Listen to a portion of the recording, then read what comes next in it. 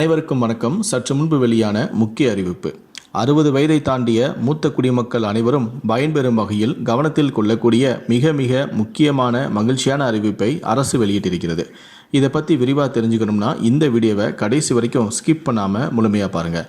இந்த வீடியோக்குள்ளே போகிறதுக்கு முன்னாடி இந்த வீடியோக்கு ஒரு லைக் பட்டனை ப்ரெஸ் பண்ணிடுங்க. நீங்கள் இதுவரைக்கும் என்னோட சேனலை சப்ஸ்கிரைப் பண்ணாமல் இருந்தீங்கன்னா மறக்காமல் சப்ஸ்கிரைப் பண்ணிக்கோங்க. சரி, வாங்க இப்போ வீடியோக்குள்ளே போகலாம்.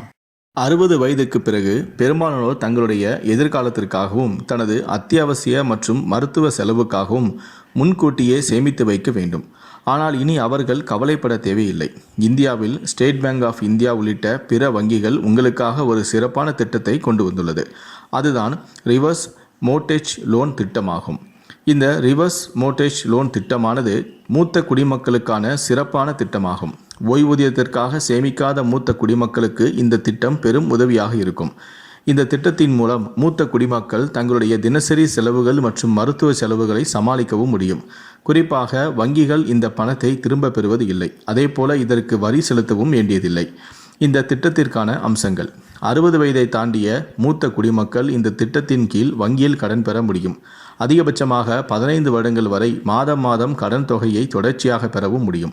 இதற்கு அவர்களின் சொத்து, அதாவது நிலம் அல்லது வீட்டின் உரிமை அவர்களுடைய பெயரில் இருக்க வேண்டும்.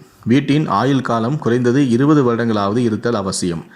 சொத்தை பொறுத்து கடன் தொகையானது 3 லட்சம் ரூபாய் முதல் 1 கோடி ரூபாய் வரை இருக்கும். வீட்டு கடனாக இருந்தால் சம்பந்தப்பட்ட வங்கியிடமிருந்து என்ஓசியும் தேவை. இந்த திட்டத்தின் நிபந்தனைகள்: செயலாக்க கட்டணம் 2000 முதல் 20,000 ரூபாய் வரை இருக்கும்.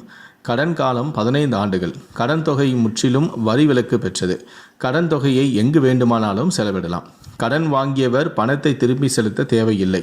இவ்வாறு கடன் பெற்றவர் இறந்த பிறகு அந்த அடமான வீடு தொடர்பான விவரங்களை வாரிசுகள் முடிவு செய்யலாம். அவர்கள் சொத்தை விற்க வேண்டும் என்று விரும்பினால் அதனை விற்று கடன் மற்றும் அது தொடர்பான வட்டி தொகையை தவிர்த்து மீதமுள்ள தொகையை பெற்றுக்கொள்ளலாம். அல்லது வீட்டை சொந்தமாக்கி கொள்ள முடிவு செய்தால் கடன் மற்றும் வட்டி தொகையை வங்கிக்கு செலுத்திவிட்டு அதை அவர்கள் சொந்தமாக்கியும் கொள்ளலாம். இந்த திட்டம் மூத்த குடிமக்களுக்கு ஒரு வரப்பிரசாதம் என்றே கூறப்படுகிறது.